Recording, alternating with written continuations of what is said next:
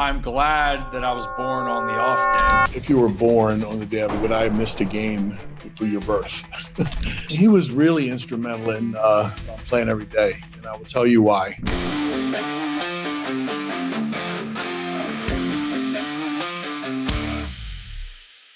A lot of times through my early All-Star game appearances, because in the first couple All-Star games I went there, I mean, you were just happy to be there. And then you thought, you know, the whole world's watching you. There's only one game going on. I don't want to look bad. And so then you wait too long and the pitch is already by you. You don't take chances. You don't, you're not aggressive. And then finally I started to think, why don't I just play the game in the All-Star game the same way you play the game during the regular season? Be yourself. And a lot of that was being able to calm yourself to the moment and just allow yourself to be successful. It seems like that mentality helped prepare you for what came year after year after year. Because in 95, when you do break the record, all eyes were on you. Down the stretch, the weeks leading up, the days, the actual days. And I mean, heck, you know, right behind you, we have it hanging, the jerseys. Well, one is from the last year that you played your final jersey in 2001 on October 6th. And then right here, This was my that's your last one. Forever, yeah. Forever. And the one that I think it's definitely been worn and maybe I wonder if I got this laundered or something. 2 jerseys. I wore one for the first part of the game in 21-31 and one for the second part of the game, mainly so I could take the jersey off, take this jersey off and show you that I had, 21-30 plus hugs and kisses for Daddy. Yeah. But you and Rachel gave me the shirt. And so I took this one off just to show you I had it on. But when I lent it to the Babe Ruth Museum, and I lent one to the Hall of Fame, and then I think the Babe Ruth sent it back, I couldn't find this one. And I kept going through all over the place thinking, what happened to it? Somebody's got it. And during COVID, I started looking through a lot of boxes. Is that my bat? Yeah. That's the bat I hit the home run with in 21-31. But I couldn't find that jersey. So how much panic were we having when you couldn't find it? I had a lot of panic. And then because during COVID, I had chance to go through things and kind of organize things. And I looked through box after box after box after box, and I couldn't find it. And I kept thinking, somebody else has got this thing. And finally, like one of the last boxes, it was marked Ripken Museum display cases. And I was thinking, it can't be in that. I opened it up, and sure enough, it's sitting in that bottom of that box. So I found them. I have them. That's the official jersey when the game became the record. First 4 innings, yeah. 4.5 innings. Once you guys were leading going into the bottom of the 5th, it became an official game. That's a jersey I hit the home run with. So you hit a home run in the 21-30 game and the 21-31. I think it was a brand new bat too. I was sitting there looking at it while we had examining. We had this nice light on it, and you can see the seam marks from here, and it was on a 3-0 pitch. 3-0 swinging. 3-0 swinging. 3-0 green light. How do you hit with on a 3-0 count though? By the way, for those that think it's that easy. I don't think I did very well if you look it up, and I didn't swing very often. In the minor leagues, I was really good at it because I was learning, and you were encouraged to try it. And then when I got to the big leagues, it was like if you swung at a bad pitch, you got yelled at. And I think I came back early on when Earl Weaver gave me the green light, and I swung at a bad pitch and made it out. He goes, I'm not going to put that on, but you're not going to get the green light anymore if you keep doing that. And then so every time you go up, you get a green light. You look down, the green light's on, and you're thinking, I can't swing at a bad pitch. I can't swing. So that's sort of the negative sort of approach. In order to be a good 3-0 hitter, and you have to not worry. You have to trust yourself that if I get a good pitch, I'm going to put the same swing on it like I do 2-0 or the first pitch or whatever else. And so this was on a 3-0 pitch, 1 ball mark on it. Doesn't have all those cleat marks on it from frustration. Is this the only time you used it was for that home run? Did you have to took it out right after the game was over, right after the inning was over? Right there, just see ya. They were keeping track of all the things that were in the game, and so it went right up to. So you're okay with them taking away a home run that you had some good juju with? I think at that stage of the season, there are a lot of times when I have a bat that might last 3 weeks, and you got pine tar buildup all over the place. You got marks all over it. It's got hits in it. And it's got hits in it. It's you got to use that all the way to the end. But in that particular case, I thought I had plenty of bats, so I thought I could find another one. So 3-0 swinging, you get a pitch, obviously you can handle, you mash it. Mm-hmm. And I talked earlier about the fairy tale type of feeling, or that you can't make up the moments in the game. And it's throughout life and sports where I don't think you could have scripted it better that you go deep in both games. You break the record at home, given everything that changed with the scheduling and even with the strike, that the schedule lined up for you to break it in Baltimore at the end of the season, towards the end of the year. Yeah, you wonder, looking back on it, because I didn't worry about the scheduling and planning and all that kind of stuff, but those who did take part in the planning, we're talking about what if there's a rainout and that game gets pushed back to another day, or what happens then? So there were a lot of people who worried about that, and I didn't really think about it. All I cared about was at some point getting to that finish line. And you mentioned I hit a home run in 21-30 and 21-31, but I also hit a home run in 21-29. Okay. So there was a 3-game series against the Angels, and I was swinging okay. But Mike Messina gave me a batting tip. It was Jim Abbott on a day game. He said, why don't you pull this stance out? And he said, put a little flex in your knees or whatever else. And it wasn't the violin or something. Okay, like what stance was it? What was it? I don't remember. He just said, why don't you put your bat on your shoulder like you did, spread out a little bit, put a little flex in it, let the ball travel a little further. Something Ben McDonald says every night: let the ball travel, let the ball travel. Deep. Yeah, hit it to the backside of the field, and so I put a little flex in my knees. Jim Abbott threw a cutter, like a backdoor cutter. I hit a homer to right center field, and he was all happy. And then I carried that over to the next 21-30 and then 21-31. Wherever you can get help from. I know throughout the years, for a different time, you've told me a lot of different players, coaches. Frank Robinson being one of them that helped going into your 91 season. We can save that for Frank was a really great baseball mind all the way around, but particularly really good at the finer points of the game. I mean, really great hitting coach, understood how to play the outfield. Situations he knew, and he was a great base runner as well.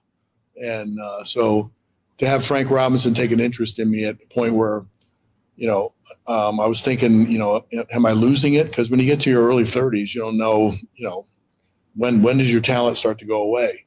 And Frank called me into his office and said, he goes, when I was your age, about this age right now, I thought I forgot how to hit. And he said, but here's what I think you should do, and let's work on it step by step. And he brought me all the way back, and I had the best season of my career, right after that. Yeah. It was 91. That was the Toronto All-Star game. MVP of the All-Star game, home run derby champion, and you were an MVP of the league. You could argue that could have been your best year offensively to date. Now, 83 winning the World Series and the MVP, I think is pretty special. But you've had a lot of helping hands throughout this, and it was cool hearing Moose during this stretch, just a couple days before you go through the record-breaking moments with gloves like these, by the way. You ever notice? I never noticed that you had Rip 8 and the logo on that. I don't know if this was, specifically for 21-31. I guess I could take these out. This has the, that was Iron Man Rip 8, 21-31. So, it was made specifically for September 6th. And do those still fit your hand, you think? Yes, they do. Was the pinky completely shattered before then, or was that hanging in there? No, it's still hanging in there. It fits quite well. For some reason, the hat size. Yeah, why not the helmet? The helmet seems not to have fit anymore. Is it fitting on right? Damn. No, I think it's no, it fits like a glove. It's really good. This one though, there is kind of a story with this though. Like all things, whatever else you get. Harold Baines, I don't know if he invented this sort of clasp, but there was a thicker clasp instead of the thin one. Yeah, because it could pull better. And he also had this little thumb pad. Oh yeah, it's got the extra padding right here. Yeah, the anti-jam device. But I wore these gloves One game. That was the one. Well, I think you just wore it for one at bat because it's the home run in 21-31. It might have been just for one at bat. Well, this helmet though, 7 3/8 might need to. Well, that's no wonder you wore a 7 3/8 helmet back then. You sure about that? Yeah. I don't know about that. Well, And the 21-31 cleats. That was a little bit of a struggle for me because the cleats. well, Nike is known for bringing attention to the brand and all that kind of stuff, and they wanted me to wear these shoes. And I looked at them, going, "That's not me. You ain't doing that. No." And then I put them on, and I was kind of happy that I put them on. They're styling. They were Style on, but it took a minute for me to get used to them. Yeah, it seems like all these were a one and done situation here, except this thing right here. I think that lid's one and done too. You know what? I'm also glad. Side note here, 2 things. You know I love you, but I'm glad I'm not the third. But no, I'm glad I'm not Cal Ripken the third, right. Even though people still think I'm Cal Ripken the third. I'm glad that I was born on the off day because I know that would have been a interesting storyline in '93. 2 years, because then you watched my birth, right? And then you flew to Toronto for the game. Yeah, we had an off day between Minnesota and Toronto, and you were 2 weeks early. So I was a big old boy, Yeah, 9 pounds. You were a big kid, big baby, and it was time to get you out. So I flew home for your birth, flew up to Toronto, and hit a 3-run homer in the 9th inning in that game. Yeah. So that's always a moment that someone brought up to me. They said, what if you were the reason? I go, well, we'll never have to know if I was the reason or not, or what he would have had to have done because it didn't have to happen. And actually that was 2 weeks after the All-Star game was in Baltimore too. Camden Yards in '93, where Griffey hit the warehouse. Juan Gonzalez hit a ball the left field that no one's upper tank that no one's ever seen before. Yeah. Ken even talked about that too. Did he? There was 2 balls. He said that he doesn't give himself a lot of credit for it in the warehouse. He's like, oh, well, guys can do it nowadays. I'm like, well, still haven't. It's only been you. The whole time of it, though, you had 2 moments, I think. But the issue I think you're talking about is if you were born on the day of, would I have missed a game for your birth? And I wouldn't have blamed you either if you did. And in the old days, the dads weren't in the room. Rachel was born in November, so it really wasn't much of a thought. You just kind of are in there. But sometimes things work out just by luck, and that was one of them. That's what I'm saying about this. Can't script it any better type of situation. There's going to be speed bumps. You're going to have breaks go your way. Let's say that's a fortunate situation. You also then have to battle through. I got to talk to Richie about some of these because Richie Bancells was the head trainer for the Orioles. He was your right-hand man for all of this. He was really instrumental in playing every day, and I will tell you why. Because I did have a situation where my back would go out from time to time. Say you're covering second base and your momentum is moving this way, the throw is behind you, and now you turn behind. And when that would occur, then all of a sudden your muscles will start to lock up. Richie learned when he was in the minor leagues from one of the trainers that was a chiropractor, and he learned how to make adjustments in my back.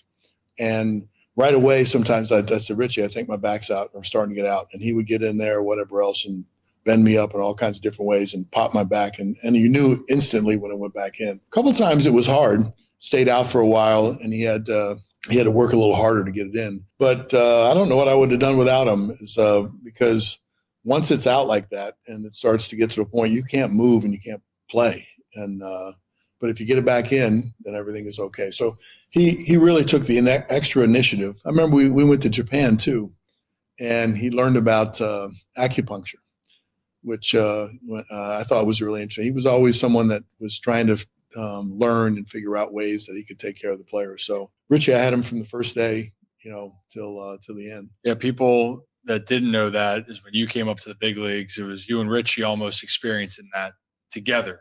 When you stepped foot there, Richie was just starting also his. Yeah, he taught me how to tape my ankles for the off season. And so I had plenty of tape and under wrap, and taught me how to tape my ankles, which was protected me a lot. I told you that story with Richie when I was down in spring training, because I hurt my ankle in an off season going down training, and Richie just retired and said he'd help out on the minor league side. So Richie was over there, and I wasn't running going into spring training yet. And I said, hey, I need my ankles to be taped up. And they said, oh, you Ripkens, it's a genetic thing. And I go, yeah. Let's go tape this puppy up. So then Richie goes, hey, let me take a Ripken for old time's sake. So we go over there. Where were you playing? And I said, I don't know what you're talking about. He goes, no, don't do that. He goes, where were you playing basketball? Where were you hooping? I know your dad would have told you to tape your ankle. You didn't tape your ankle for it. I go, no, Richie, I didn't. Take care of those ankles. And he goes, I'll take care of you for old time's sake. And he smacked me on the ankle then and goes, he's good, and then keeps going. And I went in every day with Richie to tape up the ankles. And I know I told you about that, and you said I was, foolish for not taping up the ankle. So it came down right on somebody. Scored the basket too, right-handed finish. That hurt. But I know you always taped your ankles for everything, all the years. Talk about some of the memorabilia. You still have some of those, which I think that's the story of it, of the endurance. You kind of laughed at me. So we didn't grab it and bring it in, but we should have. Richie asked for the tape. So when you take the tape off after the game is over, there's this cutting tool called the Shark. They still call it the Shark? I think it's still the Shark. So you cut it off, and then and so it's still in its form. And Richie asked for those two, and then he put lacquer on them, kind of preserved them and put it in a stand as a trophy, and then made out a nice little plaque, and then delivered it to me.